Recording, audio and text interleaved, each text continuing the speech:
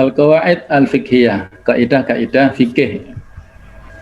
Semacam ringkasan dulu ya, coba kita pahami ya secara umum tentang kaidah-kaidah fikih dari sisi definisinya ya, kemudian dari sisi keterkaitan antara kaidah ini dengan fikih dan usul fikih, kemudian sumber-sumbernya, macam-macamnya, serta apa saja yang bisa kita ambil pelajaran dari mempelajari kaidah fikih ini ya. Jadi dari sisi pengertiannya, sebentar, ada yang ketutup ini. Secara bahasa bahwa kaidah ini yaitu kalau dari sisi bahasa, al-qawaid itu adalah jamak dari qaidah, yang mana al-qaidah itu secara bahasa adalah asasul bina, yaitu pondasi lah ya. Jadi asas dari sebuah bangunan, yang mana bisa diartikan juga di sini adalah merupakan al-qadiyah al-kulliyah, yaitu sebuah persoalan yang global ya, persoalan yang integral ataupun yang menyeluruh. Jadi dari sisi kaidah seperti itu, kemudian nanti ada penjelasan lebih lanjut ya, pengertian kaidah secara istilah. Kemudian dari sisi fiqhiyah adalah nisbatun li ilmil fiqh. Jadi kaidah ini dinisbatkan kepada ilmu fikih. Bukan kaidah yang kaitannya dengan bahasa semata-mata, atau kaidah dari sisi usulnya, tapi kaidah yang kaitannya dengan fikihnya. Kemudian definisi bi'tibariha laqaban wa alaman, keterkaitan ataupun ditinjau dari sisi laqab ataupun gelar dan alam, yaitu namanya disebut qadaya kulliyah fiqhiyah. Jadi alias atau nama lainnya lah, itu disebut persoalan-persoalan yang global yang tinjauan dari sisi fikihnya.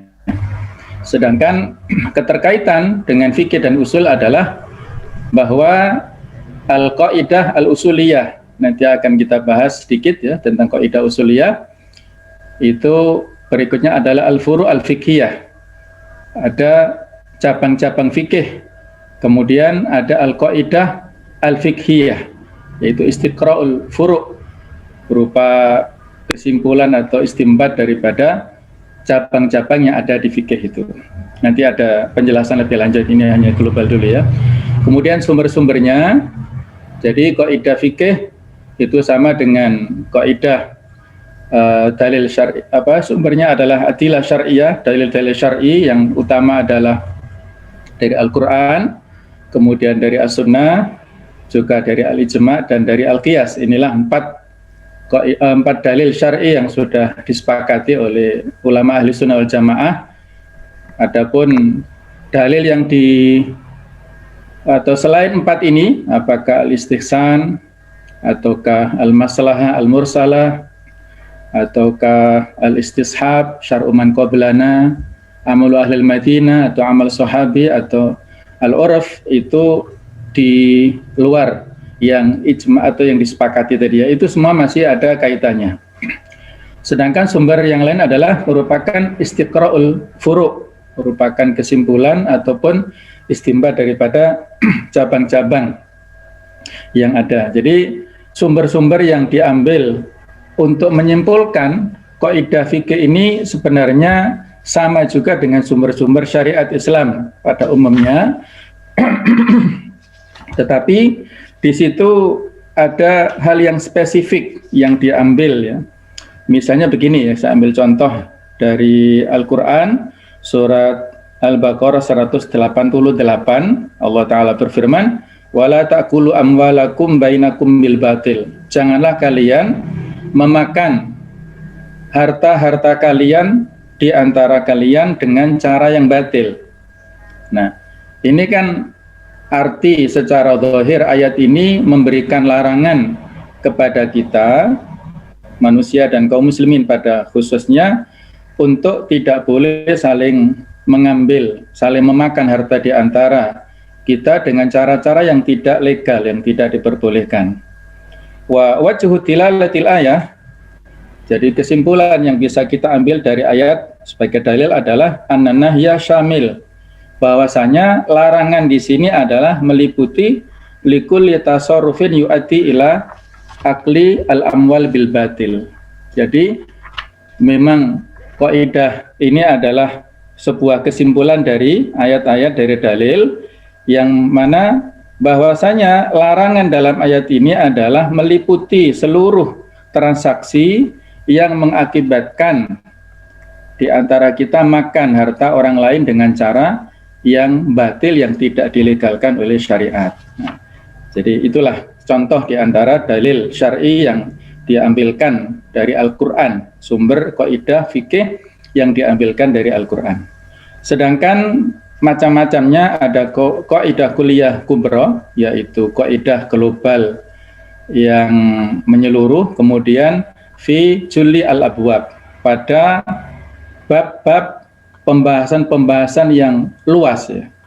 Kemudian ada kaidah kuliah ghairi kubra, yaitu kaidah global yang tidak luas atau yang lebih menengah, fi ba'dil abwab, pada sebagian bab-bab atau pembahasan. Nah, ada lagi yang disebut dhabit. Dhabit adalah fi bab wahid, pada satu bab saja. At-tafriq bainaha istilahul mutaakhirin. Jadi perbedaan di antara ini adalah merupakan istilah-istilah ulama mutaakhirin yang kontemporer. Adapun faedah, manfaat dari mempelajari kaidah fikih itu adalah dhabtul masail al-fiqhiyah al-mutanatsirah fi salkin wahid, yaitu mengikat masalah-masalah fikih yang bertebaran pada satu ikatan atau satu teori ya. Jadi satu kesimpulan kaidah yang satu, tapi itu adalah hasil dari sekian banyak permasalahan yang terjadi. Nanti insya Allah ada beberapa contoh yang bisa kita ambil pelajaran ya, misalnya dari kaidah kubra yang pertama adalah al-umur bi maqasidiha, itu sangat luas sekali. Kemudian di bawahnya ada maqasidul lafzi ala niyatil lafid, bahwasanya tujuan lafaz itu adalah tergantung pada niat orang yang melafalkan. Itu juga sangat luas, apakah dalam bab yang terkait dengan muamalah harta atau dalam hal muamalah pernikahan misalnya, ataukah lainnya. Jadi satu kaidah bisa dipakai untuk menghimpun sekian banyak permasalahan. Faedah yang kedua adalah tashilu hifdzil furu', bisa memberikan kemudahan kepada kita untuk menghafal cabang-cabang yang sekian banyak itu. Kemudian juga tu'inu ala ma'rifati ma'akhidil masail, memberikan bantuan kepada kita untuk mengetahui tentang sumber atau tempat mengambil berbagai macam masalah-masalah. Wa ilhaqin nawazil, dan juga bisa mengkiaskan, menganalogkan kejadian-kejadian yang terjadi pada waktu-waktu yang akan datang. Jadi sumbernya, masalah pokoknya bisa kita ketahui bagaimana substansinya, kemudian furuknya, hal-hal yang datang berikutnya itu akan bisa menjadi kiasnya. Ya, kalau misalnya contoh yang sekarang bagaimana kalau ma'khudul masailnya adalah contoh kita dilarang untuk mendatangi musola atau masjid untuk sholat jamaah pada saat kita selesai makan daging unta ya, sebelum betul-betul dibersihkan sampai tidak ada bau sama sekali. Nah, kemudian kiasnya adalah bukan daging unta saja, tapi juga jengkol dan yang lainnya. Dan yang terbaru adalah ketika ada gejala-gejala virus yang sekarang lagi ngetren ini, maka itu bisa menjadi, itu semacam ilhaqul nawazil ini ya. Jadi kejadian-kejadian yang terjadi di sekitar kita itu bisa menjadi bisa dikiaskan kepada yang sudah kita ketahui hukumnya itu. Jadi kalau ilahnya ya kita ambil sebab terlarangnya kita mendatangi musola karena memakan daging unta itu adalah ada gangguan kepada orang lain ya, tidak bisa menjadikan jamaah lain khusyuk misalnya. Nah, kalau ini gangguan khusus saja menjadikan terlarang, apalagi di sini gangguan kesehatan. Jadi disebut dengan kias aula ya, ataupun kias analog yang lebih ya. Kalau seperti gangguan penciuman saja tidak dibolehkan kita mendatangi untuk sholat jamaah, apalagi gangguan yang menyebabkan kesehatan orang lain terganggu. Jadi an-nawazil bil masail al-mansus, dengan masalah-masalah yang ada teksnya indal fuqaha menurut para ahli fikih. Kemudian juga manfaat yang lain, tu'inu ala ma'rifati maqasid syariah wa syumuliha, memberikan bantuan untuk mengetahui tujuan-tujuan syariat dan totalitasnya ya, dan cakupan-cakupannya. Baik, kita lanjutkan dari sisi pengertian kaidah. Definisi kaidah secara bahasa adalah asas, bisa juga dasar, juga bisa asasul bina tadi ya, pondasi daripada sebuah bangunan. Sedangkan menurut Imam As-Suyuti, al-qaidah itu berarti hukmun kulliyun, sebuah hukum yang kulli, yang bisa kita artikan kebanyakan, yang menyeluruh, yang general, yang integral tadi, yang tabiqu ala juz'iyatihi, yang bisa meliputi pada bagian-bagiannya, furuk-furuknya. Jadi satu asas, satu kaidah, satu kesimpulan yang itu bisa dijadikan sebagai sebuah pijakan untuk masalah-masalah yang sesudahnya. Sedangkan objek dan keutamaannya adalah, yaitu objeknya para mukallaf, orang-orang yang sudah terkena beban syariat, yaitu kaum muslimin yang sudah balik, yang sudah berakal, yang tidak ada penghalangnya, yang merdeka, yang mereka itu pokoknya terkena beban taklif kita ini.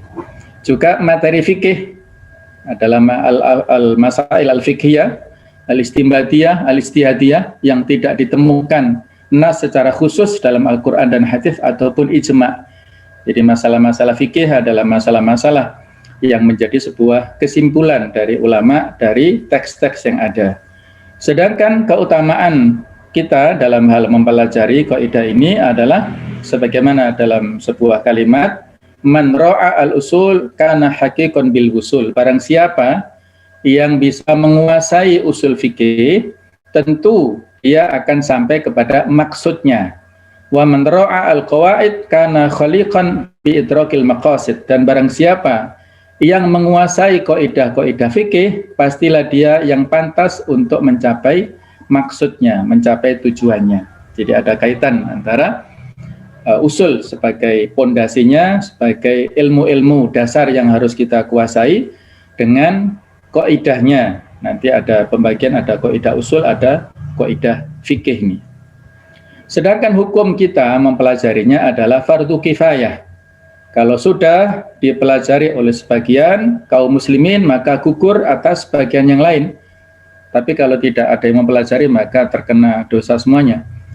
Dan sebagian ulama mewajibkan dalam menguasai kaidah-kaidah fikih bagi para mujtahid, pemegang keputusan, dan terutama bagi para hakim sebagai pengendali keputusan, ya, pembuat keputusan, ataupun para mufti, para jujukan masyarakat.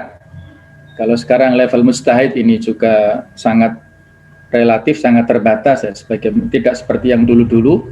Tapi ala kulli hal, pada setiap kita yang punya mas'uliyah, punya tanggung jawab untuk menjadi rujukan di masyarakat, maka di sini hukumnya mengarah kepada sesuatu yang hampir-hampir wajib ini.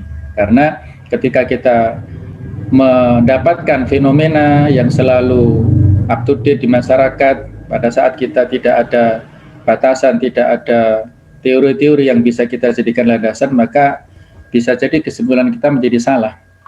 Umar bin Khattab pernah memberi surat kepada Abu Musa al-Asy'ari. Beliau ini, Abu Musa ini pernah menjadi gubernur Basrah.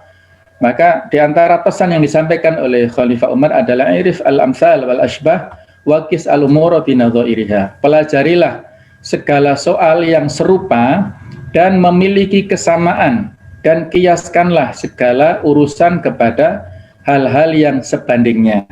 Jadi miriplah. Ini juga mengandung perintah pada saat seseorang tidak menemukan segala sesuatu, ya seperti yang disampaikan pesan oleh Rasulullah SAW kepada Mu'adz bin Jabal ketika diutus ke Yaman. Beliau bertanya, inna kata'ati qauman min ahlul kitab, engkau akan mendatangi kaum dari ahlul kitab, kemudian fabima tahkum, kamu mau hukum dengan apa? Mu'adz menjawab, bi kitabillah, kamu kalau tidak ketemu dengan Al-Quran dengan apa? Dengan hadis. Kalau tidak ketemu, astahidu bi ra'yi, aku beristihad dengan pendapatku. Nah, ijtihad itulah sangat luas maknanya atau pembahasannya, termasuk persoalan kias, ya, itu juga di antara cara kita untuk berijtihad, mengkiaskan antara satu masalah dengan yang lainnya, yang memang tidak semuanya hukum secara rinci itu ada dalam Al-Quran. Inilah ciri khas Al-Quran yang para ulama mengatakan ayat-ayat Al-Quran itu adalah salihun likulli zaman wa makan, senantiasa sesuai pada setiap waktu dan tempat. Sehingga ayat-ayat ini bicara pada segala sesuatu yang tidak terjadi perubahan. Kalau dalam hukum ini kan masalah-masalah yang senantiasa aktual, yang senantiasa berubah. Kalau Al-Quran bicara yang detail-detail, bisa jadi pada saat dulu itu sesuatu yang umum, nah pada saat sekarang itu tidak umum lagi, ya. Sehingga misalnya kalau kita cari Al-Quran, bagaimana hukumnya bayi tabung misalnya, itu tidak ketemu secara eksplisit, nah, tetapi secara implisitnya, kesimpulan-kesimpulannya bisa kita lihat ayat-ayat yang sebanding, ya, dengan itu, ya, dalam rangka ya dari pendekatan-pendekatan nususnya bagaimana, dari pendekatan-pendekatan fikul waqi'nya dan sebagainya. Ya itulah ada ulumul istihad yang perlu untuk kita bekali, ya, bagi kita para mujtahid. Nah, ini mereview yang sudah kita sampaikan di depan. Kita faedah dalam rangka mempelajarinya adalah kita bisa mudah, ya, memudahkan mujtahid dalam menentukan hukum. Mujtahid adalah seorang alim yang punya kapasitas untuk beristihad, sehingga dia mudah ketika kita atau mujtahid ini mampu dan menguasai ilmu qawaid fikih ini, maka dia mudah dihafal dan dihimpun satu kaidah. Jadi dia mudah dalam menyimpulkan karena kaidah fikih ini mudah dihafal dan dihimpun dalam satu kaidah. Jadi satu kaidah bisa berlaku untuk beberapa masalah, beberapa prakteknya, kemudian membentuk kemampuan fikih yang kuat, serta dapat membedakan dan membandingkan pendapat-pendapat di antara sekian banyak madhab, serta mengetahui rahasia dan hikmah yang ada di dalam hukum tertentu. Inilah tadi sudah kita singgung, ya. Nah, ini untuk memudahkan gambaran kita bahwa al-qawaid asy-syar'iyyah, kaidah-kaidah yang kaitannya dengan syariat Islam ini ada 3 klasifikasinya, ya, yang kita membahas di tengah-tengah ini. Ada al-qaidah al-usuliyah, kaidah-kaidah usul fikih. Kemudian ada kaidah fikih, kaidah-kaidah fikih yang pembahasan kita di sini, dan ada dhabit fikih atau dhawabit fikih, batasan-batasan dalam hal fikih.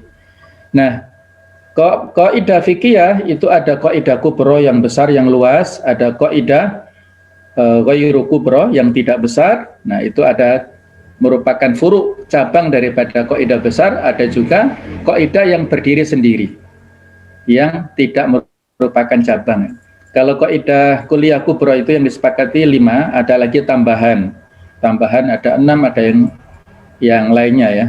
Tapi yang umum adalah 5. Insya Allah kita akan bahas. Nah, apa perbedaan umumnya? Kaidah usuliyah itu adalah kaidah yang membahas seputar penggunaan lafadz atau bahasanya. Jadi usul ini pada pendekatan tekstualnya, penggunaan lafadz atau bahasanya, nususnya. Sedangkan kaidah fikih adalah kaidah yang merupakan kesimpulan dari banyak permasalahan fikih yang memiliki hukum-hukum yang sama. Kemudian dhabit fiqhiyah adalah sejenis kaidah fikih, akan tetapi berlaku hanya di dalam satu bab fikih tertentu saja. Ini contoh mudahnya begini. Jadi kalau kaidah usul itu contohnya al-ibratu bi umumil lafzi la bi khususis sabab. Itu salah satu contoh di dalam kaidah dalam pembahasan teks yang am, ya, teks yang umum. Jadi al-ibrah, kesimpulan yang bisa kita ambil ataupun standar yang dijadikan sebagai patokan adalah bi umumil lafzi, disebabkan karena keumuman lafadz, la bi khususis sabab, bukan semata-mata karena kekhususan sebabnya. Ya, misalnya bagaimana latar belakang turunnya surat Al-Mujadilah, yaitu di sana ada larangan untuk mendihar, ya, mendihar istri. Jadi menyamakan istri, dihar itu adalah dari kata-kata dohar, dohar itu artinya punggung, ya. Jadi seorang suami yang mengatakan kepada istrinya, anti kadhohri ummi, engkau seperti punggung ibuku. Nah, ada penyamaan seperti itu. Artinya kalau menyamakan istri seperti ibunya, berarti dia tidak mau menggauli istrinya itu, mengharamkan dirinya untuk menggauli istrinya. Nah, pada saat itulah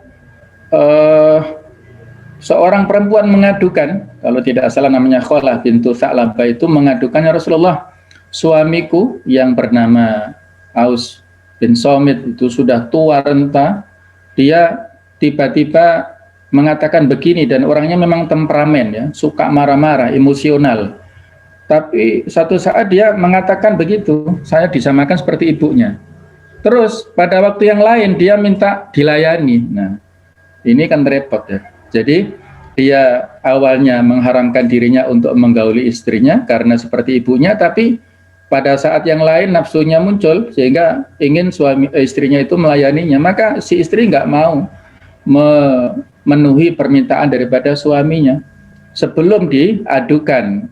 Maka disebut al-mujadilah, itu kalau perempuannya, mujadalah juga bisa kalau itu adalah dari sisi pengaduannya, ya. Jadi dia mengadukan itu, bagaimana Rasulullah hukumnya, apakah saya harus melayaninya ataukah tidak. Nah, disitulah turunnya surat itu. Jadi surat itu adalah memiliki sebab yang khusus. Namun ibrahnya adalah bi umumil lafzi, siapapun nanti sepanjang waktu ketika ada masalah yang mirip dengan itu, maka bisa diacu kepada bagaimana kisah dulu, ya. Nah, itulah diantara kaidah dalam bab usul. Nah, sedangkan kaidah fikih nanti sepanjang lebar kita akan bahas. Nah, untuk dhabit fikih itu adalah pada satu bab fikih saja. Ini saya kasih contoh dalam bab haji, ya. Ada sebuah dhabit, sebuah patokan, ya. Dhabit itu namanya dhawabit. Biasa kalau di bahasa dakwah dhawabit, ya. Batasan ataupun teori ataupun rambu-rambu, ya. Innal muhrim idza akhara an-nusuk 'anil waqti al-muaqqat lahu au qaddamahu lazimahu damun. Ini salah satu dhabit, contoh dhabit, ya. Sesungguhnya orang yang ihram, al-muhrim, orang yang pada saat itu sudah ihram untuk melaksanakan ibadah haji, idza akhara an-nusuk, pada saat dia mengakhirkan, menunda ibadahnya, anil waqtil muaqqat, dari waktu yang sudah dia tentukan lahu untuknya, au qaddamahu, atau diajukan, lazimahu dam, maka dia harus membayar dam. Sebagaimana dulu Rasulullah SAW pada saat umrah Hudaybiyah tidak bisa masuk Mekah, untuk melaksanakan umrah maka harus menyembelih kambing sebagai bentuk dam, ataupun ya, dam di sini adalah sebagai ganti penundaan, gitu, ya. Jadi kalau menunda ataupun memajukan di sini dengan membayar dam. Ini menurut pendapat Abu Hanifah. Nah, itu contoh. Jadi satu dhabit dalam satu bab fikih saja. Di sini adalah dalam bab kaitannya dengan haji ataupun kaitannya dengan umroh. Nah, perbedaan antara Qawaid usuliyah dan fiqhiyah ini secara umum adalah kalau dalam hal aspek ya pembuatnya, qawaid usuliyah itu yang menyusun membuat adalah para usuliyun, ulama yang ahli di bidang usul fikih. Sedangkan qawaid fiqhiyah adalah para fuqaha yang ahli di bidang fikih ya. Kemudian dari sisi munculnya, kelahirannya, qawaid usuliyah ini sebelum fikih ada. Sementara qawaid fikih adalah setelah fikih itu sudah menjadi disiplin ilmu. Jadi kalau ilmu usul itu sejak Imam Malik juga ada sebenarnya, tapi yang lebih populer adalah pada saat zamannya Imam Syafi'i dengan kitab beliau yang populer adalah kitab Ar-Risalah itu, baru di sana ada disiplin ilmu usul fikih. Nah, jadi qawaid usuliyah adalah sebelum itu. Nah, adapun fikih itu adalah dampak setelah munculnya usul fikih itu, dan qawaid fikih adalah setelah fikih itu ada. Sementara bahannya untuk qawaid usuliyah adalah dari sisi kelaziman bahasa, kemudian juga filsafat bahasa, dan juga dari sisi logika atau mantik ya. Kemudian qawaid fikih itu adalah bahannya adalah masalah-masalah fikih yang diklasifikasikan, yang sudah dibagi-bagi. Sedangkan targetnya adalah kalau qawaid usuliyah memahami lafadz nas atau teks, menyelesaikan kasus yang mempunyai nas. Sedangkan dari sisi qawaid fikih adalah memahami kasus kemudian menyelesaikan kasus yang tidak mempunyai nas. Nah, jadi disinilah perbedaan masing-masing apakah qawaid usuliyah ataupun qawaid fikih ini. Nah, ini gambaran ya secara umum, saya percepat ya, tentang bagaimana apa yang dimaksud dengan qawaid usuliyah. Ini gambaran secara umum saja.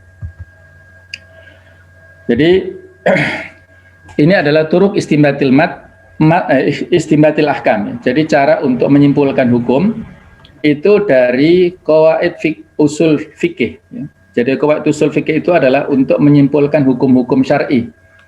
Dan qawaid usul fikih itu ada dua macam, yaitu yang pertama dari sisi pendekatan bahasa Arab maksudnya ya. Kemudian yang kedua dari sisi tasyri'iyahnya, dari sisi legalitas syariahnya. Kalau dari sisi pendekatan bahasa, qawaid usul ini ada beberapa macam. Dilihat al-lafdhu bi'tibari wad'ihi lil makna. Lafadz dilihat dari sisi tinjauan peletakannya untuk makna. Ada yang sifatnya umum, yang am ya, misalnya ya ayyuhan nas, nah, misalnya ya ayyuhan nas. Nah, ada umum yang berlaku untuk umum. Wal asr innal insana lafi khusr. Ya, al insan adalah semuanya manusia, apakah muslim atau kafir, itu semuanya dalam keadaan rugi. Nah, ada juga al-am wa yuratu bihil khos, ada umum yang bertujuan untuk khusus. Nah, misalnya walillahi 'alan nasi hijjul baiti man istata'a ilaihi sabila. Nah, jadi ada kata-kata walillahi 'alan nasi, dan bagi Allah kewajiban untuk seluruh manusia. Jadi perintah di sini seolah-olah untuk melaksanakan haji ya, hijjul baiti itu seolah-olah ditujukan untuk seluruh manusia. Tetapi di sini al-am yuradu bil khos ya, umum, tetapi tujuannya adalah khusus, yaitu tentunya orang beriman saja, dan itu pun manistato'a ilaihi sabila, yang punya kemampuan saja, tidak seluruh manusianya, tapi yang punya kemampuan untuk azad warrohilah ya, jadi untuk membekali dirinya dengan bekal dan mampu untuk melakukan perjalanan ke sana ya. Kalau sekarang tidak aman berarti gugur ya, kewajiban ini bisa dianggap belum ya, sekarang ini belum karena pandemi ya. Kemudian ada al-khos. Al-khos ini ada al-mutlaq wal muqayyad, ada al-amr, ada an-nahy, ada al-mushtarak yang bercampur ya, antara am dan antara khos. Nah, ini tinjauan dari sisi makna. Kemudian ada tinjauan bi'tibari wuduhil makna wa khafai, dari sisi kejelasan makna ataupun kesamarannya. Ada nas yang zahir, yang jelas, Ada an-nas yang tekstual, al-mufassar yang gamblang, al-muhkam yang mengandung hukum ya. Kemudian ada dari sisi pendekatan kaifiyati dilalati alal makna. Bagaimanakah tata caranya penunjukannya kepada makna? Ada al-mantuq wal mafhum ya. Al-mantuq itu adalah yang tersurat, al-mafhum adalah yang tersirat. Nah, ini juga sangat luas ya pembahasannya. Al-mantuq wal mafhum, al-mafhum ada muwafaqah, ada mukhalafah. Nah, jadi misalnya yang dulu populer ya di Al-Maidah 51 itu larangan kita untuk menjadikan orang-orang kafir, orang Yahudi Nasrani itu menjadi aulia. Nah, kata-kata wali di situ apa? Kalau yang populer terjemahannya kan teman setia.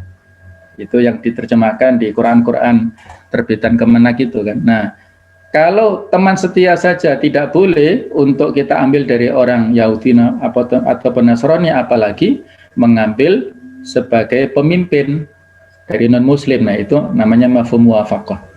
Kalau berkata saja, berkata kasar kepada orang tua tidak boleh, apalagi memukulnya. Itu mafhum juga mafhum muwafaqah. Jadi al-mantuq wal mafhum ini juga sangat luas. Kemudian al-lafdhu bi'tibari istimali fil makna. Penggunaan lafadz dari di dalam maknanya adalah hakikat ya, kemudian majaz yang metafora, ada as-sharih wal kinayah, yaitu kata-kata yang jelas dan kiasan-kiasan.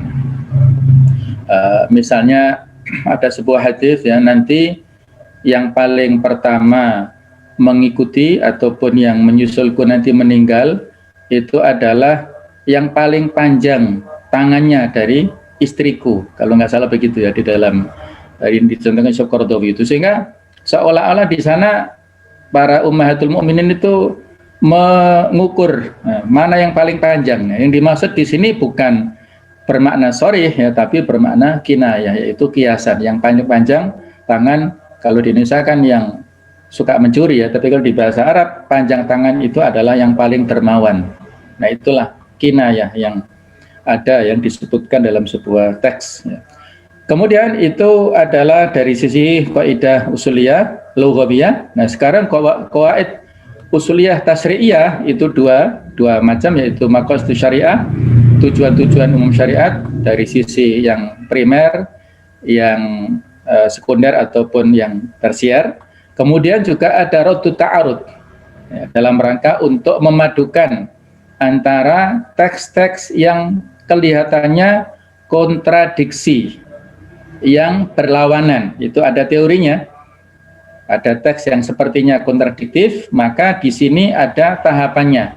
Tahapan yang paling awal adalah kita memadukan al-jam'u wa taufiq. Jadi memadukan, menghimpun dan memadukan.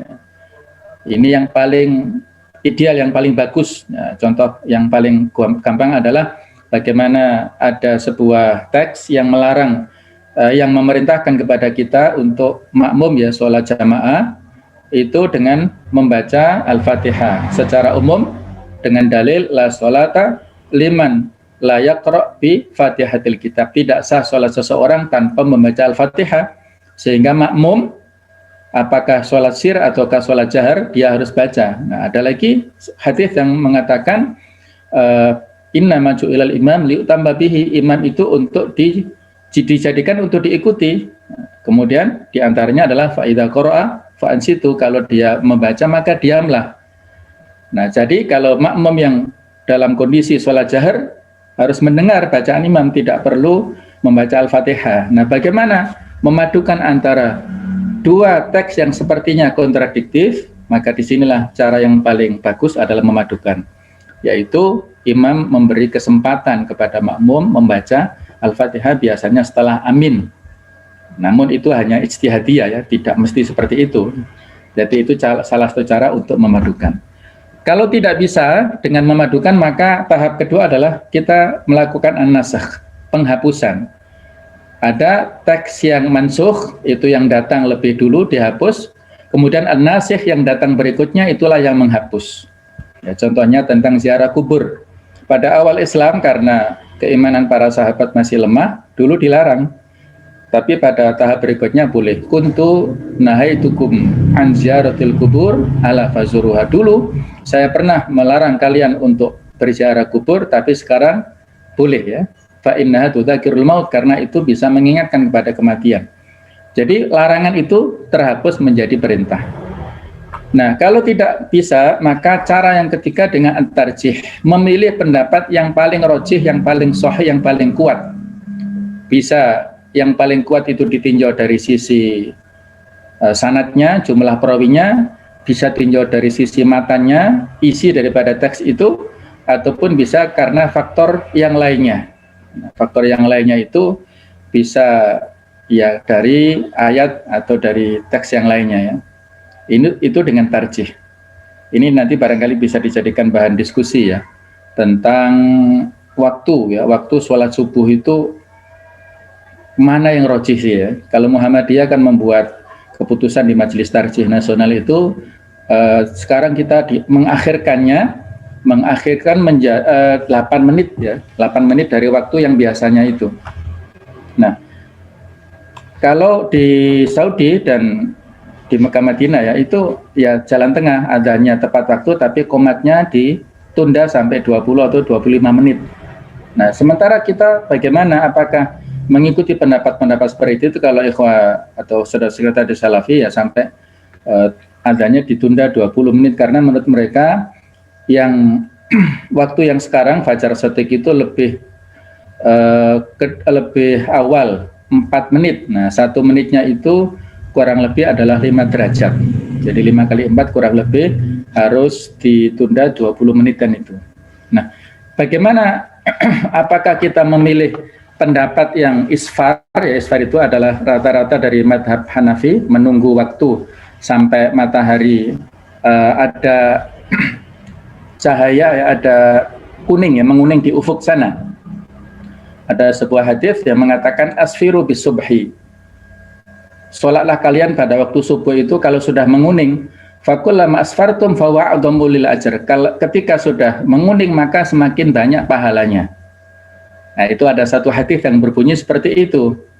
Nah, ada lagi yang bertentangan dengan hadis yang lain, pernyataan dari Ummul Mukminin ya, dari bahwasanya Aisyah mengatakan adalah para istri Nabi Sallallahu Alaihi Wasallam itu yashhadnal fajr, mereka melakukan sholat fajar, sholat subuh ma'a Rasulullah Sallallahu Alaihi Wasallam bersama dengan beliau di Masjid Nabawi. Summa yarji'na, kemudian para sahabiat yaitu Nisaul Mukminin, orang-orang mukminat yang sholat bersama Nabi di Masjid Nabawi itu pulang dari masjid mutalafiatin bimurutihinna, mereka berkemul ya, membungkus wajahnya dengan kain. Ma yu'rafna minal ghalas, tidak bisa dikenali karena gelap. Nah, kata-kata ghalas ini hadis riwayat Bukhari Muslim. Jadi ini menunjukkan bahwasanya ketika mereka pulang dari masjid itu belum terdeteksi karena gelap. Nah, bagaimana cara memadukan? Maka di sini mentarjihnya dari yang lainnya, dikuatkan dari Al-Quran surat Ali Imran 133, Allah berfirman, wasari'u ila maghfiratin min rabbikum, bersegeralah kalian menuju kepada ampunan Tuhan kalian. Jadi al-musara'ah itu adalah wujudnya adalah dengan mensegerakan, kalau sudah adzan subuh mensegerakan pelaksanaan sholat subuh, maka yang dipilih di sini adalah hadis Bukhari Muslim yang diceritakan oleh Aisyah tadi, daripada perintah untuk asfiru bisubhi tadi, untuk isfar yang menunggu matahari atau ufuk sana menguning itu. Nah, itu salah satu contoh ya. Kalau misalnya ini sebuah hal yang prinsip, saya kira menjadi domain ya Kemenak Pusat atau MUI Pusat. Kalau memang ini krusial, waktu subuh ini betul-betul krusial dan yang populer sekarang itu salah, misalnya sudah dikaji, misalnya saya kira itu sangat ini ya prinsip ya untuk diluruskan di tingkat pusat sana. Kalau kita di daerah ini kan hanya mengikuti saja ya fatwa dari pusat. Nah, itu hanya contoh saja, mudah-mudahan tidak menambah kebingungan kita ya. Baik, berikutnya, nah ini kita masuk ke materi utama, yaitu mulakhas ya, ringkasan dari kaidah fikih ini tentang definisinya, hukmun syar'i fikhi aglabi yu'khadhu minhu ahkamun juz'iyyat katsirah. Jadi hukum syar'i yang kaitannya dengan masalah fikih aghlabi yang global tadi, yu'khadhu minhu yang diambil darinya ahkamun juz'iyyat katsirah, hukum-hukum yang cabang ataupun yang bagiannya secara banyak.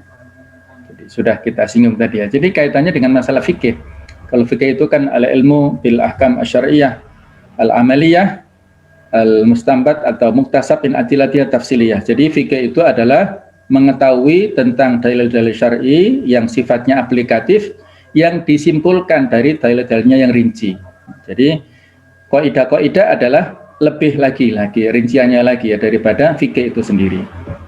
Nah, tadi sudah kita singgung ya bahwasanya kaidah-kaidah fikih yang masyhur yang sifatnya global itu ada 5. Khamsu qawaid, ada 5 kaidah fikih secara global. Ini saya bagi 2 slide ya. Jadi untuk 3 ini adalah kaidah 1, 2, dan 3, yaitu kaidah yang pertama, kaidah al-umuru bimaqasidiha. Ini kaidah yang sifatnya luas. Bahwasanya artinya adalah segala perkara, segala urusan itu tergantung kepada tujuan-tujuannya, tergantung kepada niatnya. Jadi ini kesimpulan dari hadis Rasulullah SAW yang sangat populer, disebutkan oleh Imam Nawawi di hadis pertama, di hadis Arba'in ya, innamal a'malu binniyat. Sesungguhnya seluruh amalan itu tergantung kepada niatnya masing-masing. Ini kok itu sangat luas sekali. Jadi dari hadis itu disimpulkan kaidah ini.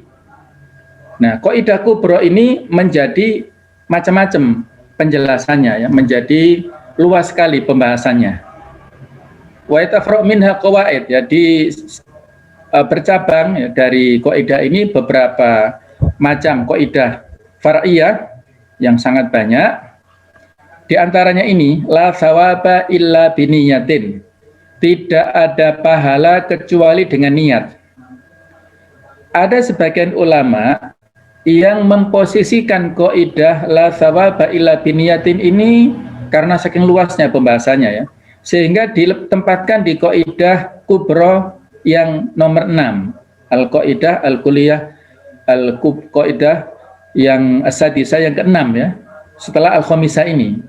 Tapi jumhur lebih menempatkan atau setuju untuk memposisikan kaidah ini pada kaidah far'iyah, masuk pada pembahasan kaidah yang pertama ini. Tidak ada pahala selain dengan niat. Nah, jadi itulah ya. Amalan kita itu apapun, apakah yang khususnya adalah amalan yang kaitannya dengan ibadah, itu adalah harus disertai dengan niat. Ini pembahasannya kan sangat panjang ya. Ada di antara rinciannya adalah al-maqsudu minan niyah. Tujuan daripada kita niat itu apa sih? Ada 2 kan. Yang pertama dalam bab ibadah maksudnya ya, yaitu tamyizul ibadah anil ibadah al-ukhra. Membedakan antara satu ibadah dengan ibadah yang lainnya. Itu tujuan kita dalam hal niat, dalam hal ibadah. Ada ibadah yang sifatnya itu wajib, ada yang sunnah. Misalnya kita puasa ya, nanti puasa Arafah hari Senin. Apakah kita niat puasa hari Senin karena kita sudah terbiasa, ataukah kita niat puasa Arafah? Nah, itu yang membedakan adalah dari niatnya. Para ulama di sini bagaimana pendapatnya? Kalau antara yang sunnah ini bisa ya, ada yang mengatakan bisa digabung. Tapi kalau antara yang wajib, antara puasa qadha dengan puasa Arafah misalnya tidak bisa ya. Antara qobliyah subuh dengan sholat subuhnya digabungkan, cukup 2 rakaat mewakili 2 kepentingan ya nggak bisa ya, harus beda masing-masing. Nah, itu tergantung pada niatnya. Tamyizul ibadah ba'dhiha an ba'dhiha. Jadi salah satu membedakan antara jenis ibadah dan yang lainnya adalah dengan niat. Yang kedua adalah tamyizul ibadah anil adat, untuk membedakan antara ibadah dengan tradisi. Karena ada sebagian ibadah yang mirip dengan kebiasaan manusia. Misalnya mandi. Kalau dia mandi, ya misalnya dia hadas besar harus mandi junub kan? Mandi junub intinya Rukunnya kan hanya dua, niat dengan membasahi seluruh tubuh. Kalau rincian secara sunnah kan banyak, tapi intinya kan dua itu. Kalau ada orang yang dalam kondisi junub di pedesaan ya, terus dia lewat di pinggir sungai, nah terus dia mau mandi di sungai itu sambil nyari ikan, dan dia menyelam di sana, terus dapat ikan mentas dari sungai itu. Apakah hadas besarnya hilang ataukah dia masih junub? Itu tergantung pada niatnya. Kalau dia menyelamnya itu karena niat mandi junub, maka hadas besarnya sudah bersih. Tapi kalau niatnya nyari ikan, ya dia masih dalam kondisi junub, masih harus mandi lagi nanti di rumah. Bagaimana cara membedakannya dari niat dalam hatinya itu? Dia berpahala dengan niat, dia tidak berpahala juga karena niatnya. Ada seorang yang sangat bekerja keras, kemudian ditanya oleh sahabat yang lain, yang bertanya kepada Rasulullah SAW, ya Rasulullah, laukanna hatta fi sabilillah.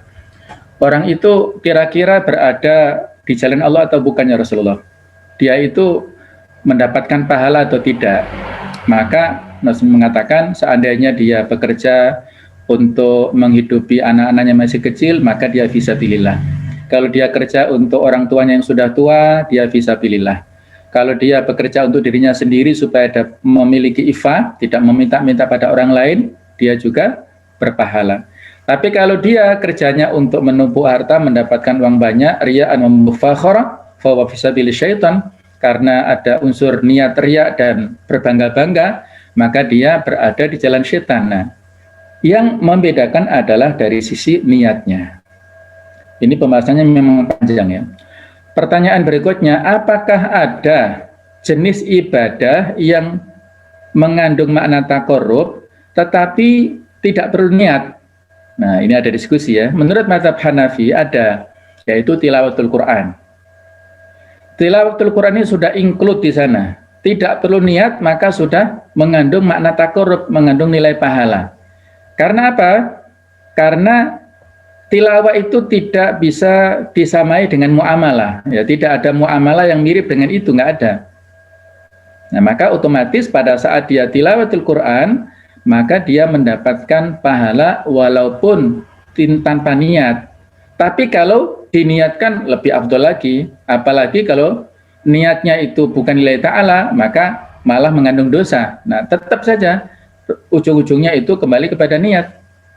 Hadits Muslim yang panjang yang menceritakan bagaimana 3 manusia nanti yang diadili pada saat di akhirat ya, yaitu yang pertama adalah qari'ul Quran ini, atau orang yang ahli di bidang agama ya, mirip-mirip lah ya. Jadi qari'ul Quran, orang yang ahli membaca Al-Quran, kalau tujuannya untuk mendapatkan pujian, maka justru dia dilemparkan ke neraka. Tapi kalau dia tujuannya untuk lillahi ta'ala, itulah yang akan mendapatkan surga. Kemudian yang kedua, al-ibratu fil uqud lil maqasid wal ma'ani la lil alfat wal mabani. Ini artinya bahwasanya standar dalam transaksi pada tujuan dan makna, bukan pada lafaz dan bentuk perkataannya. Atau dalam bahasa yang kaidah yang lain yang lebih umum ya, adalah maqasidul lafzi ala niyatil lafid. Tujuan orang yang melafalkan, tujuan orang yang melakukan akad ya, maqasidul lafzi, tujuan lafaz ala niyatil lafid itu tergantung pada niat orang yang melafalkan itu, yang melakukan amal itu. Walaupun secara zahir ya, misalnya dia ngasih uang ini untukmu, uang ini. Nah, jadi ada nilai uang berapa? Apakah itu bentuknya hibah ataukah hutang ataukah yang lainnya, wadiah titipan misalnya, itu tergantung niat. Lafadznya itu ini untukmu misalnya, tapi beda. Ada yang bermakna mubah, boleh, dan ada yang bermakna haram. Kalau misalnya untukmu itu bermakna niat yang ada dalam hati. Orang yang memberi itu adalah untuk memberi suap misalnya ya. Jadi lafadznya ini untukmu itu bermakna macam-macam tergantung pada orang yang niatnya ya. Kembali kepada maqasidnya, maqasid dan tujuan yang ada di dalam diri atau manusia, orang yang melakukan transaksi itu masing-masing. Kemudian an-niyatu syartun li sihhatil amal. Niat adalah syarat untuk kesohihan amalan kita manusia. Jadi inilah di antara furu' al-qaidah yang pertama yaitu al-umur bimaqasidiha, yang lainnya itu masih banyak ya, di antaranya begini yang saya sebutkan di antara furu' qaidah yang ini adalah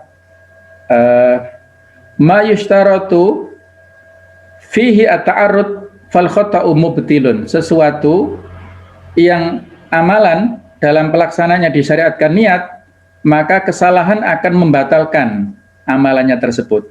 Jadi suatu amalan yang harus disertai dengan niat, ketika keliru maka bisa membatalkan. Misalnya dia niat sholat duhur misalnya ya, tetapi tidak sah karena sebenarnya dia sholat asar ya, misalnya begitu ya. Dan itu pernah terjadi ya, karena mungkin tertidur ya, terus dia sholat 4 rakaat tetap, tetapi setelah sholat, loh kok ada niat, kok sholat ba'diyah? Saya mengetahui sendiri, saya melihat sendiri, loh kok sholat ba'diyah, kan habis asar tidak ada sholat ba'diyah. Kata yang bersangkutan, loh bukannya zuhur ini. Nah berarti dia keliru dalam menentukan ya. Jadi sesuatu amal yang harus disyaratkan niat di situ menentukan, penentuannya salah, maka itu bisa membatalkan sholat tersebut. Nah, itu kalau kaitannya dengan penentuan tentang masalah jenis sholat itu apa. Tapi kalau misalnya tidak ada kaitannya ya, misalnya ma la yustaratu ta'arud lahu jumlatan wa tafsil idza ayyanahu wa akhta'a lam yadur. Kalau dia tidak diharuskan untuk mensyaratkan ya, tidak disyaratkan niat di sana dalam pelaksanaannya, baik secara garis besar atau terperinci, kemudian dipastikan dan ternyata salah, maka kesalahannya itu tidak sampai membatalkan.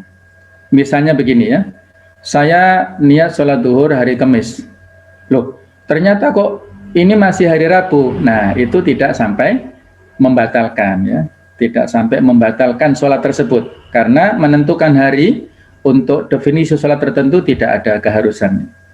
Namun kebalikannya, wa ma yajibu at-ta'arud lahu jumlatan, sesuatu yang diwajibkan untuk memastikan niat tersebut secara garis besar, wala yustaratu ta'ayyunahu tafsilan, tidak diharuskan untuk mengkhususkan secara rinci, idza ayyanahu, ketika dia tentukan, wa akhta'a, dan ternyata dia salah, dorro, maka itu bisa membahayakan.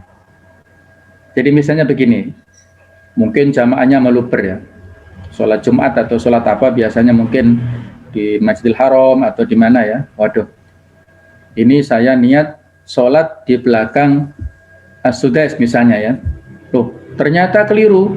Nah, ternyata ketika tahu syura misalnya, nah penentuan imamnya siap, saya niat bermakmum kepada syekh ini ternyata salah, itu bisa membatalkan ibadah tersebut, karena tidak ada keharusan untuk menentukan ya, tidak ada tafsil, jadi tidak harus ke syekh siapa itu nggak penting ya, tidak harus, maka tidak perlu kita berandai-andai, tidak perlu kita berniat-niat untuk makmum kepada syekh tertentu atau kepada imam tertentu. Kok sepertinya suaranya ini si fulan ya, saya niat sholat ke makmum ke belakang beliau, nah ternyata bukan, hanya sekedar mirip saja, nah itu nggak perlu. Jadi itu bisa jadi membatalkan sholatnya. Itulah rinciannya yang sangat banyak sekali, luas sekali dari kaidah yang pertama ini ya. Baik, kita lanjutkan pada kaidah yang kedua, yaitu al-yakin la yazulu bisyak. Keyakinan tidak bisa hilang oleh keraguan-raguan. Kalau tadi hadis dasarnya, ini juga hadis ya. Jadi hadis yang populer yang intinya adalah apabila salah seorang kalian ragu dalam sholatnya apakah rakaat keempat atau rakaat ketiga, maka diambil yang bilangan terkecil, yaitu rakaat ketiganya 4, kemudian diakhiri dengan sujud sahwi dalam rangka untuk menyempurnakan yang lupa tadi. Kurang lebih seperti itu maksud daripada dasar hadis ini ya. Ini bisa menjadi dasar. Jadi kan tadi ada dasarnya, kemudian disimpulkan.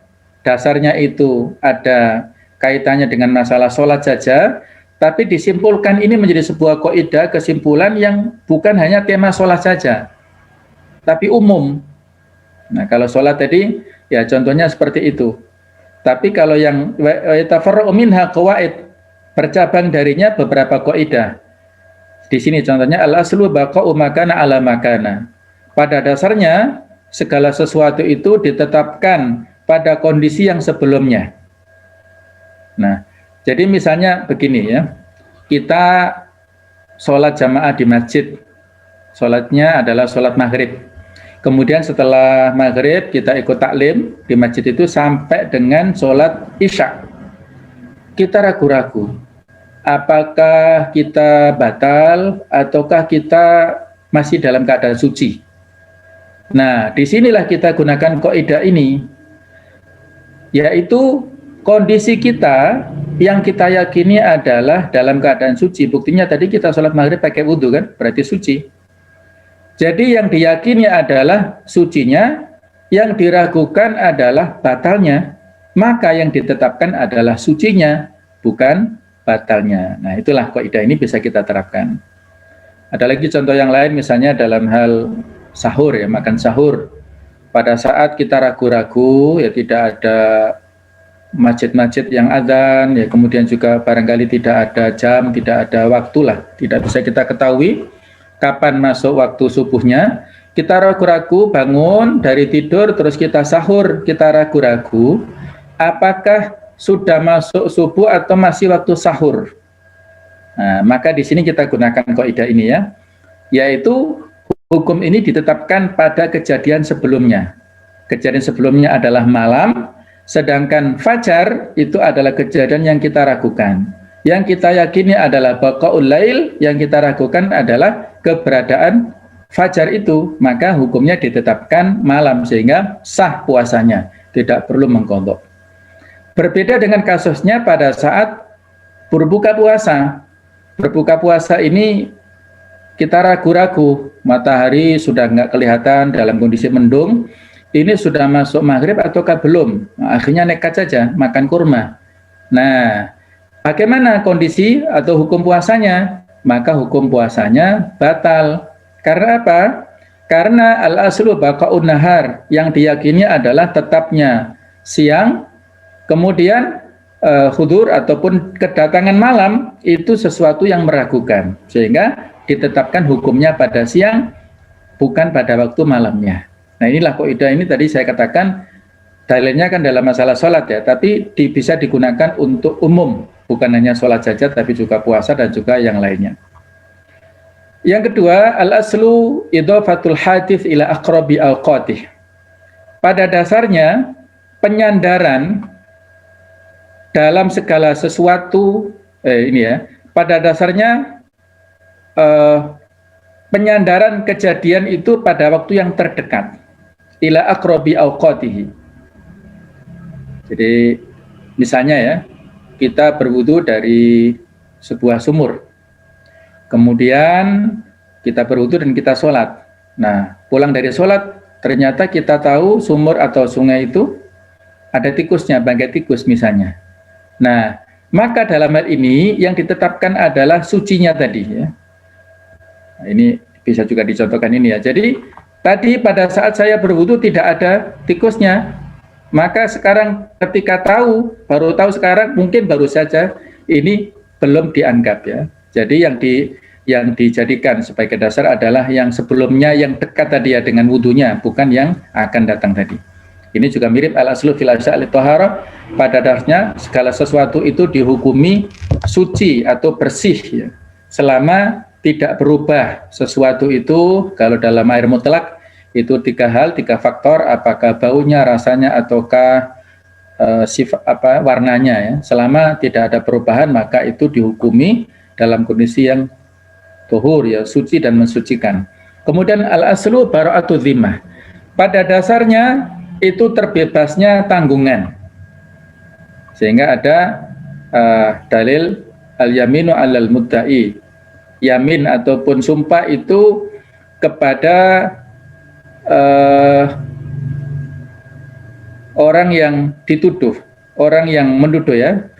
Apa itu kaidahnya ya, nanti mungkin bisa diingatkan, saya agak lupa ya. Jadi orang yang tertuduh itu cukup dia al-bayyinatu ya. Jadi bukti itu harus pada orang yang menuduh, wal yaminu alal mudda. Jadi orang yang dituduh cukup bersumpah, adapun orang yang menuduh itu harus mendatangkan buktinya atau saksinya ya. Karena apa? Al-aslu bara'atu dzimma, tidak bisa kita menuduh seseorang tanpa dengan dasarnya. Itu menjadi fitnah lah ya, menjadi sesuatu yang mengganggu ya kemaslahatan ataupun hubungan sosial. Kita lanjutkan yang ketiga, yaitu al-masyaqqatu tajlibut taisir. Bahwasanya hal yang berat menyebabkan kemudahan. Nah, ini juga merupakan kaidah yang luas sekali, bahwasanya agama kita ini mudah ya. Yassiru wala tu'assiru, mudahkanlah jangan dipersulit. Jadi kalau kita dalam kondisi yang sulit, maka itu akan merepotkan kita untuk melakukan segala hal. Nah, maka kaidah yang bercabang dari kaidah ini adalah yang populer, idza dhaqal amru ittasa'a. Jika suatu perkara itu sempit, maka menjadi longgar. Jadi kita pada saat sakit ya, itu kan sempit. Bagaimana cara sholatnya? Tidak harus berdiri, bisa dengan duduk, bisa dengan berbaring, ittasa'a. Kebalikannya, wal amru idza tasa'a dhaqa. Kalau suatu urusan ketika dalam kondisi yang luas, lapang, menjadi dhaqa, menjadi sempit. Kalau kita kondisinya sehat, bisa berdiri, ya sholatnya harus berdiri. Tidak boleh dengan duduk, kecuali kalau capek atau sakit, ataupun ada unsur lainnya ya. Tapi kalau tidak ada halangan, maka kita ambil azimahnya jadi. Kemudian yang kedua, ad-darurat tubihul mahzurat. Hal yang darurat membolehkan segala hal yang terlarang. Ini banyak sekali ya, banyak sekali contoh-contoh yang bisa kita ambil dalam kehidupan kita sehari-hari. Pada dasarnya al-mahdzur, al-muharram itu sesuatu yang terlarang, tidak boleh kita konsumsi, tidak boleh kita jadikan sebagai kita pakai. Tapi kalau darurat, misalnya orang yang punya penyakit kulit, gatal-gatal, nah, tapi pada kondisi yang darurat ini kan gatal ya, dia harus berpakaian, dia hanya bisa berpakaian sutra yang lembut ya. Kalau tidak pakai sutra dia gatal-gatal, maka dibolehkan daruratnya. Ini karena darurat, maka membolehkan hal-hal yang mahdzur, yang terlarang. Kemudian la wajib ma'al ajiz, tidak ada kewajiban yang disertai dengan kelemahan ya. Mirip dengan yang tadi, ketika seseorang itu lemah melaksanakan sebuah kewajiban, maka hukumnya tidak sampai pada yang wajib. Artinya dia dari kaidah fattaqullaha mastata'tum, ya, bertakwalah semampu kalian. Jadi bertakwa semampu kalian berarti ya sekuat tenaga kita. Ini ada kaidah lain yang berbunyi ma la yutraku kulluhu la yutraku juluhu atau ba'duhu. Sesuatu yang tidak bisa dikonsumsi semuanya, tidak bisa dilakukan semuanya, maka yang sebagian tidak boleh kita tinggalkan. Jadi pada saat kita sholat jamaah masbuk, maka kita harus mengejar, dan sampai berapapun, bahkan ketika sholat tahiyat imamnya tasyahud akhir itu juga harus diikuti. Jangan sampai ditunggu sampai salam terus dia sholat sendiri, kecuali kalau dia ada makmum lainnya ya, dia berjamaah lain. Kalau nggak ada jamaah lain, maka walaupun sebelum salam tetap dia harus duduk untuk ikut masbuk bersama imam itu semampu kita. Nah, itulah menerapkan kaidah tadi ya, yang tidak bisa dilaksanakan semuanya, yang sebagian jangan ditinggalkan. Ya contohnya bank-bank syariah lah. Itu memang tidak seideal yang kaidah-kaidah atau teori-teori ya dari transaksi syariah, tapi yang sebagian itu tidak ditinggalkan untuk ada unsur frustasinya begitu ya. Jadi yang sebagian itu dibenahi bersama-sama untuk meraih kesempurnaan nantinya bertahap tentunya. Kemudian yang keempat, ad-darurat tuqaddaru biqadariha. Nah, jadi segala macam yang darurat itu diukur menurut kadarnya. Ini dari ayat famanitturra ghairu baghin wala 'atin fala itsma 'alaihi. Barang siapa yang dalam kondisi terpaksa ghairu baghin, dengan tanpa ada keinginan, wala 'atin, dan tanpa melebihi batas, maka itu fala itsma 'alaihi, tidak ada dosa. Kita pada kondisi tertentu misalnya boleh memakan bangkai. Pada saat itu kita mempertahankan hidup, kita ghairu baghin, tidak punya keinginan untuk memakan itu, dan juga secukupnya. Kalau dengan satu suapan, dua suapan kita sudah bisa bertahan hidup, jangan diteruskan pada suapan yang berikutnya. Mendatangi misalnya dokter ya, dokter yang non mahramnya ya, misalnya dokter kandungan lah misalnya ya. Kalau dulu tidak ada dokter perempuan, ya mungkin bisa tubihul mahdurat ke dokter laki-laki, tapi kalau sudah ada dokter kandungan yang perempuan, maka di sini lebih diutamakan yang sesama perempuan tadi, karena tuqaddaru biqadariha ini. Kalau dokter memeriksa, kalau dokter yang memeriksa itu cukup dengan melihat tangan, sudah selesai, ya sudah, tidak perlu melebihi daripada tangannya. Jadi diukur mengikuti kebutuhannya, kebutuhan ataupun kadarnya. Baik, itu yang ketiga. Adapun kita lanjutkan kaidah yang keempat, ad-dararu yuzal, ini yang paling populer untuk saat ini, kondisi pandemi saat ini ya, bahwasanya segala bahaya harus dihilangkan. Ini berdasarkan dalil la dharara wa la dirar. Tidak boleh membahayakan untuk dirinya ataupun untuk orang lain. Semua bahaya itu harus dihilangkan. Ada beberapa cabang dari kaidah ini, yaitu ad-dharar yudfa'u bi qadral imkan. Bahaya itu harus dihilangkan semampunya, semaksimal mungkin. Apakah bahaya untuk diri kita, untuk keluarga kita, untuk siapapun di antara kita, itu dihilangkan semampunya, semaksimal mungkin. Kalau misalnya kita tahu ada jalan yang berlubang, yang dengan jalan itu dilewati motor bisa jatuh, kalau dia melewati lubang itu maka harus ditutup. Nah, itulah menolak doror atau bahaya. Ad-dararu la yuzalu bimithlihi au a'la minhu. Bahaya tidak boleh dihilangkan dengan bahaya serupa atau yang lebih tinggi. Kita pulang dari masjid misalnya, sandalnya hilang. Ternyata ya dicari-cari nggak ketemu, yang ketemu sandalnya orang lain. Nah, maka diambillah sandal orang lain. Nah, ini tidak boleh. Karena apa? Mengambil sandal orang lain berarti dia telah menzalimi juga orang lainnya. Mungkin ada persepsi barangkali karena kemiripan ya, kemiripan sandalnya dengan dia, Allah alam ya. Tapi itulah ya, tidak boleh mencari solusi ya dari suatu bahaya dengan bahaya yang serupa atau yang lebih berat dari itu. Misalnya tentang iskotul janin ya, bagaimana hukum aborsi itu. Nah, hukum aborsi ini ya kalau dia hamil dari proses yang tidak syar'i ya, karena faktor hubungan di luar nikah, itu bagaimana? Nah, di sini pembahasannya panjang ya. Apakah masuk dalam kaidah seperti ini ataukah tidak ya?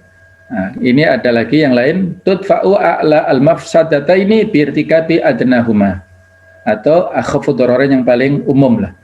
Dihilangkan, menghindari, maksudnya menghindari mafsadat yang lebih tinggi itu dihilangkan dengan melakukan mafsadat yang lebih rendah. Jadi akhafu dararain ya.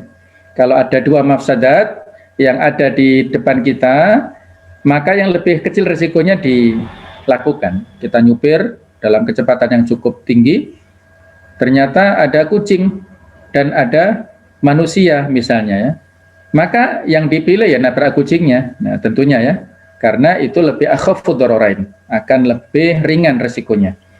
Ini juga tadi contoh yang kita ambil sebelumnya tentang hukum ya, aborsi tadi, apakah kita harus menggugurkan atau membiarkan. Nah, kalau dilihat dari sisi fikul waqi'nya, kalau dia misalnya diperkosa atau dari orang-orang yang nakal misalnya ya, maka ada yang berpendapat sebelum ditiupkannya ruh kepada jasad janin itu, maka ini ada yang mengatakan boleh. Karena ini akhafu dararain, karena membiarkan dia hamil tanpa ayah itu doror, kemudian menggugurkan kandungan juga doror. Tapi kalau kegugurannya itu sebelum ada ruh dalam janin itu, maka ada yang berpendapat dorornya lebih ringan daripada membiarkan dia hamil dari para preman atau orang-orang kafir misalnya ya. Kemudian yang keempat, dar'ul mafasid muqaddamun ala jalbil masalih. Menghindari sesuatu yang mafsadat, yang doror ataupun yang bahaya lebih didahulukan daripada mendapatkan kemaslahatan. Ya, barangkali contohnya sekarang inilah ya, sholat jamaah itu adalah maslahat, Tetapi mafsadat yang harus dihindari kalau ternyata ada yang positif di jamaah itu misalnya ya, maka lebih baik ada dihindari, darul mafasidnya itu lebih didahulukan. Ataupun misalnya bekerja ya, mencari ma'isyah di tempat yang itu ada syubhatnya atau mungkin ada unsur ribanya di bank konvensional misalnya. Mencari nafkah itu maslahat, tetapi riba itu adalah madharat, maka dihindari ya kemaslahatan tersebut dalam rangka mafsadat dihindari dalam rangka tidak mendahulukan darul mafasid, maksudnya diutamakan daripada jalbul masalih. Yang terakhir adalah al-qaidah al-khamisah, yang kelima, al-adatu muhakkamah. Tradisi bisa jadi hukum. Ini adalah qaidah al-urf, yaitu al-urf. Urf itu tradisi, budaya, kebiasaan. Cabang-cabangnya al-ma'rufu urfan kal masyrut syarton.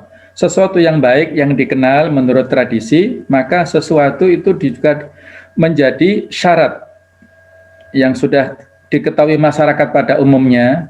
Ini selama urufnya itu sesuatu yang tidak melanggar syariat ya.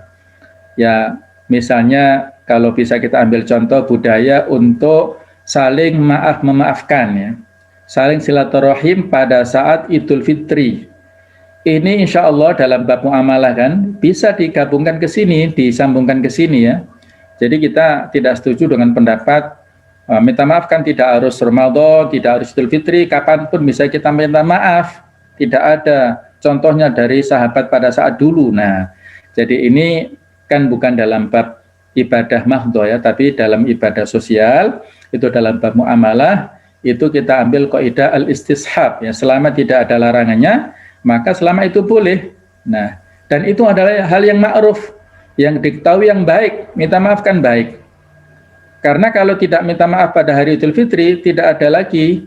Misalnya kalau hari-hari lain, mohon maaf lahir batin, itu kan orang merasa aneh.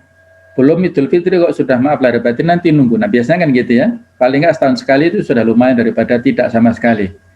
Nah jadi itu saya kira masuk dalam kaidah al-urf ya. Masyarakat sudah biasa melakukannya, itu sesuatu yang tidak boleh diingkari. Kemudian al-ma'ruf inda tujar kal masyrut bainahum. Sesuatu yang biasa diketahui oleh sesama pedagang, itu seperti yang disyaratkan di antara mereka. Misalnya soal DP ya, ataupun uang panjer ya, prosekot itu. Yang masyhur di kalangan kita, kalau prosekot itu adalah merupakan bagian dari harga, dan kalau dibatalkan maka prosekotnya itu dimiliki oleh penjual. Nah, misalnya seperti itu. Kecuali kalau ada perjanjian sebelumnya. Nah, kalau tidak ada perjanjian maka dikembalikan kepada tradisinya. Kemudian yang terakhir, yang ketiga, at-ta'yin bil urfi kat-ta'yin bin nasi. Penentuan dengan tradisi seperti penentuan dengan teks. Jadi inilah masyarakat yang sudah terbiasa dengan kondisi tertentu, maka itu akan bisa menjadi teks ya. Jadi misalnya kalau swalayan lah ataupun supermarket ya, minimarket, itu kan ijab qabulnya tidak langsung ya dari penjual ke pembeli, nah, tapi lewat teks, lewat harga-harga itu. Maka harga-harga itu adalah seperti ijabnya, kemudian kita membayar ke kasir, itu adalah qabulnya. Jadi akadnya sudah akad yang muawadhah, akad yang swalayan seperti itu tidak ada masalah. Jadi itulah yang sudah terbiasa di masyarakat kita dan bukan merupakan pelanggaran ya. Jadi sesuatu yang sudah diketahui, yang sudah tersebar di masyarakat, itu bisa kita jadikan sebagai dasar hukum. Kecuali kalau ada tradisi ini melanggar, ada unsur kesyirikan, ada unsur untuk pengkultusan kepada seseorang, ada unsur-unsur yang maksiat, maka tidak bisa dijadikan sebagai dasar dalam pengambilan hukum. Jazakumullah khairan ala husni istimaikum. Mudah-mudahan kita mendapatkan ilmu dari yang sedikit ini, dan mohon maaf sekali lagi atas segala kesalahan dan kekhilafan dalam penyampaian. Assalamualaikum warahmatullahi wabarakatuh.